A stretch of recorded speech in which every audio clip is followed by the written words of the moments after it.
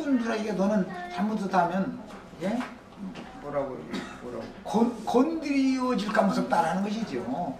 나는 너를 뺏기고 싶지 않다 이 말이에요. 예, 쉽게 표현하자면 그렇게 표현을 한 겁니다. 우리 젊은 청년들 처녀 만나면 이제 이런 말을 잘 배웠다가 이렇게 연애도 배우셔야 돼. 성경이라는 건 연애 이야기예요. 사실은 예수님과 믿는 성도들이 연애하는 이야기죠. 연애도 기술이 있어야 하는 거예요.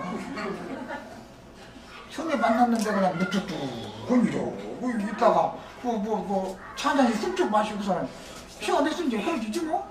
잃어버리면 난 널 싫다라고 하는 거나 똑같은 소리. 속으로는 좋아하는데 표현을 묻으면 뭐예요 그게. 그러고 나서는 그 처자가 나중에 다른데 또 성부로 갔다 그러면 나중에 울분 막 이래가지고 이제 불에 쌍심 지키고 이럴 수가 있냐 해서 자꾸 나중에 가서 그럴 소리 필요가 없는 거예요. 처음 만났을 때 어떻게 하는 것이 사람의 그 첫대면 첫인상이라는 게 너무너무 중요한 거예요. 오늘 우리 형제자매님들도 이와 같이 룻이 보아스를 만난 것과 같이 보아스가 룻을 만난 것과 같이 내가 주를 처음 만나던 날 이런 주님께서 나에게 어떻게 접근해 오셨기 때문에 내 마음이 완전히 그냥 녹아져 버려가지고 오늘 이 자리까지 오게 됐는지 수십 년 동안 신앙생활을 그렇게 한창 이렇게 끌려다니면서 이렇게 하게 된 것이 이게 처음 사랑이라는 게 첫사랑이라는 게 너무너무 중요한 거예요. 너무 중요한 겁니다. 세상 나라에서는 뭐 물론 성경에서도 그러지만 첫사랑은 잘 이루어지지가 않는데 첫사랑 그래서 첫남편 그게 사별하게 된 거잖아요. 두 번째 남자 만났는데 이제 진짜 참 혼인 이제 오늘 맛은 잘 본 거예요.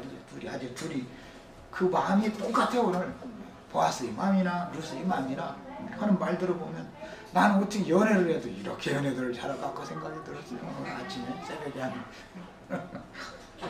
4시간도 안 됐더만 깨보니까 근데 이 말씀을 듣고 참 연애 참 잘한다. 이렇게 해야 되겠다. 내가 젊은으로 청춘을 돌려다오 나도 하고 싶어. 하면은 연애 나 멋지게 할 것 같은데 막 이런 걸 몰랐으니까 연애를 잘해주는 어줍지 않게 하는 거야. 표현을 얼마나 멋지게 합니까? 다른 데로 가지 말고 여기서 떠나지 말고 딱 소녀들과 함께 있어라.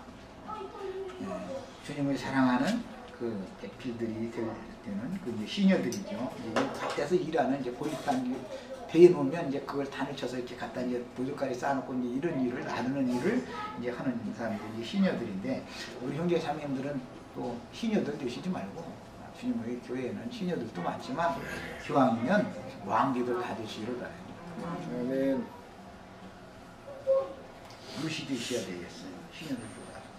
그러니까 이제 룻은 당신이 부리는 일꾼들, 소녀들이라고 그러면 이런 시녀 중에 하나만 또 못한데 나는 남인데 당신을 시녀로 삼아주시지도 못한 처지인데 나에게 어떻게 이같이 은혜를 주시고 마음을 기쁘게 하는 말로 위로해 주십니까? 하고 감탄하를 바라잖아요. 그러니까 그 총각이 첫 번째 처녀를 만났을 때 말을 잘 하다 보니까 처녀의 마음이 녹아져가지고 대답이 이렇게 나온 거 아니겠어요? 총각이 말하는 것이 시원찮게 했으면 처녀도 이 사람은 나하고는 연대가 안 맞는 사람인가 보다 그러고 처녀가 먼저 이렇게 이유랑 저랑 말할 수는 없는 일이니까 그렇게 됐을 텐데 이거 아주 연애가 아주 성공한 연애예요. 지금 만남이 너무너무 잘된 만남을 지금 기록하고 있습니다. 건드리지 말라 했느니라 목이 마르거든 그릇에 가서 소년들의 기로운 것을 마실지니라. 야곱은 그 아구를 이제 열어서 라헬에게 맡겨졌던 남자들에게 물을 마시게 해주는 일을 했고 사마리아 여인을 만났을 때도 내가 주는 물을 마시면 다시는 이 우물에 물길로 나올 일이 없을 것이다. 그러니까 아니 그런 물이 세상에 어디가 있느냐고 딱 그 물 좀 달라고. 우리 형제 자매님들 그 물이 주님은 사마리아 여인의 응답하는 말을 통해서 생수를 시원하게 마셔서 갈증을 해결하시는 중이고, 사마리아 여인은 주님의 입으로 나오는 은혜로운 말씀을 통해서 생수를 마시는 거예요. 그것이 그 영혼의 갈증을 해결한다. 목마른 사슴이 시내를 찾는 것 같이 이런 표현들이 많이 나오는데, 그런 의미입니다. 물을 마신다는 것은 영을 마시는 걸 말하는 거예요. 고린도전서에서 그래서 우리가 다 같이 한 성령을 마시게 하셨느니라. 고린도전서 12장에 나오는 말이에요. 우리가 다 오늘 예수 그리스도의 성령을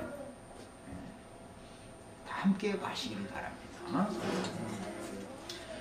그런데 이제 여기에서는 보아스가 자기 집의 일꾼들, 소년들을 시켜서 물이 깊으니까 여인의 힘으로는 물을 기를 수 없으니까 소년들을 시켜서 이제 물을 길어가지고 먼 곳에 있는 밭에까지 이제 그 마실 식용수를 갖다 놓고 지금 일을 하고 있다 그 말이죠. 그런데 너 목마르면은 거기 이제 팔레스타인 땅에는 물이 귀하니까 그 주인의 허락 없이 물을 마실 수가 없다라는 것이죠. 그런데 주인이 먼저도 목마르면 내 소년들을 시켜서 길어다 놓은 물을 네 것처럼 가서 만들어 마셔도 좋다 이렇게 허락을 했다는 거예요.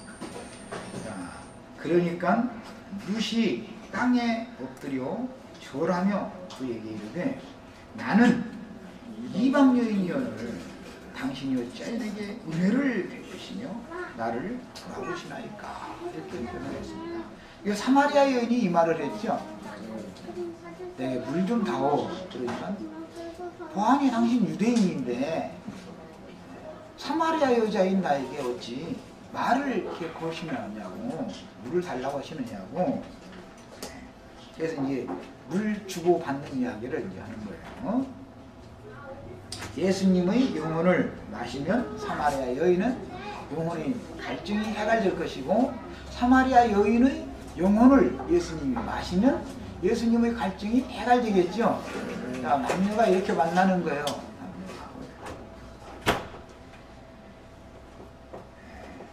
보아스가 그에게 대답하여 가로되 네 남편이 죽은 후로, 옛 남편이 죽었다는 것은 육신의 남편을 말하는 것이고, 율법의 저주, 율법 말씀을 가르치던 율법 선생이 죽었다 그 말이죠.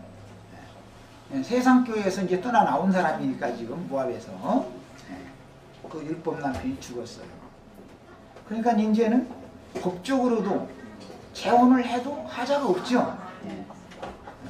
첫 남편이, 세상 남편이, 죄악의 남편이 죄를 사실하고 조사해서 심판해 넘기고 죽을 수밖에 없게 만드는 그런 말씀을 가르치던 남편이 죽으면 시집을 가도 되는 것이지요. 세상의 예대로 해도 로마서 7장에 이 말씀이 나왔죠. 옛 남편에 대하여 죽지 않은 사람은 예수님께 다시 재혼할 수 없습니다. 그러니까 율법의 저주에서 속량받지 못한 사람은 그리스도의 은혜의 남편께로 재혼을 할 수 없다는 것이에요. 그래서 율법과 은혜는 늘 반대편에 서는 겁니다. 율법 남편에 대해서 율법적인 가르침, 남편이라는 것은 연합을 하면 생명식을 뿌리는 것인데 율법 말씀을 늘 가르쳤다 이게 내용 속에. 이런 사람이 죽어야 된다. 내가 율법에 대해 죽고 나의 남편이 끝나야만 내가 은혜로운 말씀, 생명의 말씀으로 내 영혼을, 상처받은 영혼을 치유해주고 소성시켜주는 새 남편에게 시집을 가도 법적으로 아무 하자가 없다 이거예요. 법적으로. 오늘 우리 형제 자매님들은 이런 체험이 있으셔야 돼요. 내가 언제까지 광야 생활을 하면서 율법 남편에게 율법 말씀을 가르침 받아서 율법 종교의식을 행한, 날마다 모이면 그냥 율법 종교의식 행하는 거야. 아니야. 그런 생활 언제 어떻게 내가 끝나고 나에게 은혜를